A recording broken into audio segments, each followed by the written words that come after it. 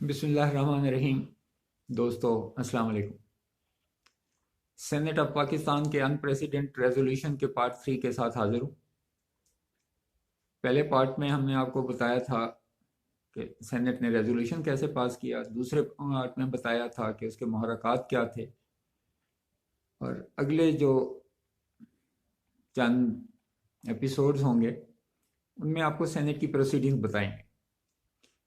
तो ये तीसरा पार्ट है और प्रोसीडिंग्स का पहला पार्ट है कि 27 अप्रैल को जब चेयरमैन सेनेट साहब ने मामला स्टैंडिंग कमेटी ऑन हेल्थ के हवाले कर दिया था, तो उस सिलसिले में 3 मई 2005 को स्टैंडिंग कमेटी की मीटिंग हुई। स्टैंडिंग कमेटी की चेयरपर्सन थी रोशन खुर्शीद बरोचा साहब, जिनका बलूचिस्तान से ताल्लुक था। इसमें पीएमडीसी के मामलात पे बहुत लंबी चौड़ी बहस हुई। बहस ये थी कि सारे प्राइवेट मेडिकल कॉलेजेस को पीएमडीसी रिकग्नाइज नहीं कर रही, जिसकी वजह से बच्चों का मुस्तकबिल मखदूश हो रहा है, जबकि इनमें से बहुत सारे मेडिकल कॉलेजेस पीएमडीसी की रिक्वायरमेंट पूरी करते हैं।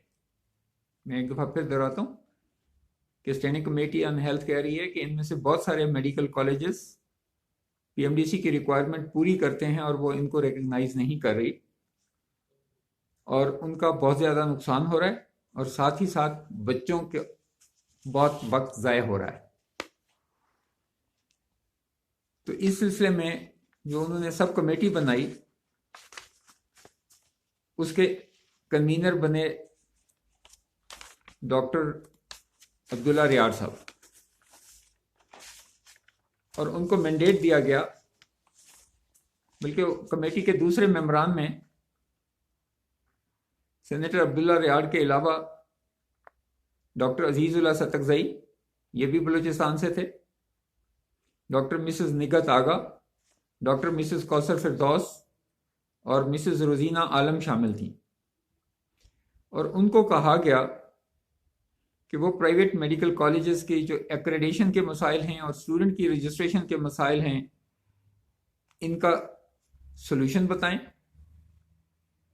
और उसके बारे में स्टैंडिंग कमेटी को अपनी सिफारिशात पेश करें। टू बी एग्जैक्ट 3 मैंडेट थे कि address difficulties face by private medical colleges for their accreditation and registration of their students, और कैसे standard of medical education improve किया जाए, और वर्किंग एंड परफॉर्मेंस जो पीएमडीसी की है वो कैसे अप्रूव की जाए। इसके बारे में इस कमेटी ने अपनी सिफारिशात पेश करनी थी। तो इस कमेटी ने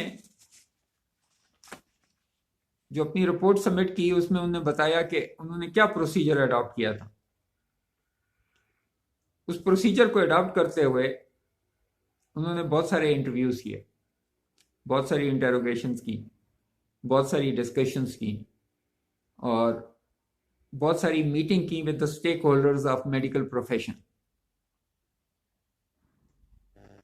उसके साथ उन्होंने ऑन साइट इंस्पेक्शंस की to get the feedback from the concern institutions, people working there. ये काम कमेटी ने अपनी 10 मीटिंग्स में मुकम्मल किया, जो उन्होंने मुख्तलिफ जगह पे की, जिसमें लाहौर भी शामिल था, कराची भी शामिल था। और इस दौरान उन्होंने बहुत सारे मेडिकल कॉलेजेस इंस्पेक्ट किए। उनके नाम मैं बताता हूँ कि उन्होंने इस्लामाबाद में Islamabad medical and dental college और उनका सोशल सिक्योरिटी अस्पताल इंस्पेक्ट किया।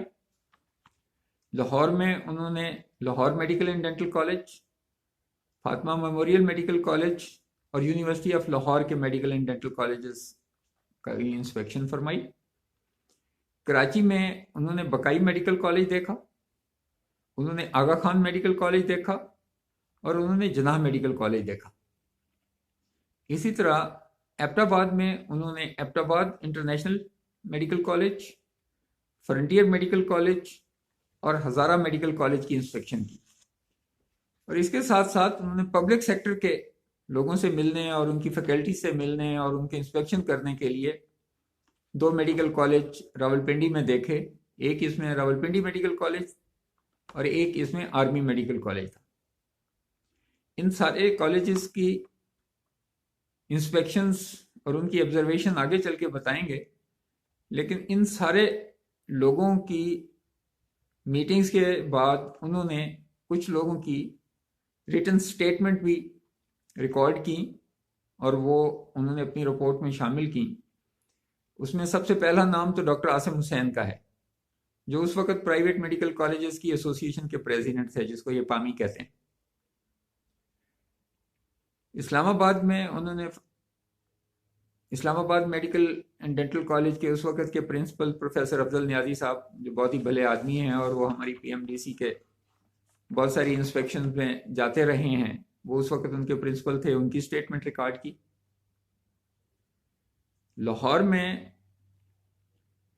उन्होंने यूनिवर्सिटी ऑफ लाहौर के 3 लोगों की स्टेटमेंट रिकॉर्ड पे ले आए हैं।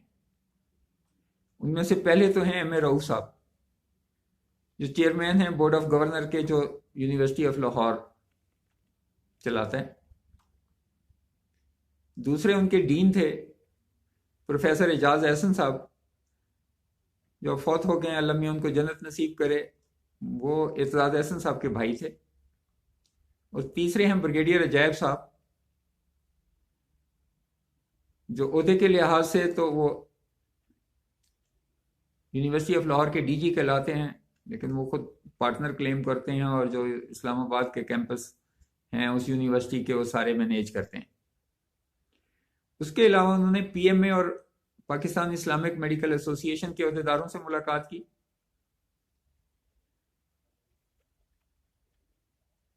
फिर उन्होंने Liaquat university of medical and health sciences के vice chancellor professor Jan Mohammad साहब से मुलाकात की और उनकी स्टेटमेंट ऑन रिकॉर्ड है।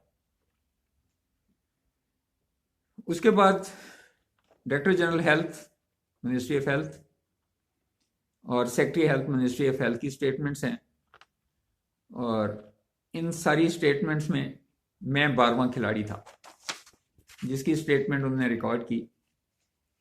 और उस स्टेटमेंट के रिकॉर्ड करने में पूरी कमेटी थी और उसका एक पूरा अलहदा आपको वीडियो क्लिप देखना पड़ेगा कि वो बड़ी इंटरेस्टिंग थी। लेकिन यहाँ सिर्फ ये बताना चाहता हूँ कि वहाँ उस वक़्त के 2 मशहूर अंग्रेज़ी अखबारों के नुमाइंदे और आज के बहुत मशहूर एंकर पर्सन रऊफ क्लासरा साहब थे और अरशद शरीफ साहब थे, जिन्होंने वो सारी प्रोसीडिंग्स मनोन देखी और फिर उन्होंने अपने अपने अखबार में यानी न्यूज़ और डॉन में छापी। और रऊफ क्लासरा साहब ने तो उसका हेडिंग दिया था, वो शायद सारी उम्र याद रहेगा, कि बेंड इट लाइक बैकम। और मुझे उस वक्त तक पता ही नहीं था कि बैकम कौन है। वो बच्चों से आके पूछा तो पता चला कि बहुत मशहूर फुटबॉलर है। जबकि अरशद शरीफ ने डॉन में आलमोस्ट हाफ सफ़े की उस आर्टिकल छापा जिसमें मैक्सिमम मेरी स्टेटमेंट रिप्रोड्यूस की गई थी। इसके अलावा ये वीडियो मुनासिब हद तक मुकम्मल हो गई है क्योंकि ये सीरीज़ चलनी है। तो अगली केस में कि उन्होंने अपनी ऑब्जर्वेशन में कि इंफ्रास्ट्रक्चर में क्या देखा, फैकल्टी में क्या देखा, हॉस्पिटल्स में क्या देखा, और फिर उन्होंने अपनी क्या सिफारिशात पेश की, और फिर जो स्टेटमेंट्स इन लोगों ने दी हैं उसकी एनालिसिस करेंगे। और रिपोर्ट पेश करने के बाद जो फिर सेनेट में जो कुछ हुआ वो आगे का हाल अगली किस्तों में। इस वक्त तक इजाज़त दें। शुक्रिया। Thank you.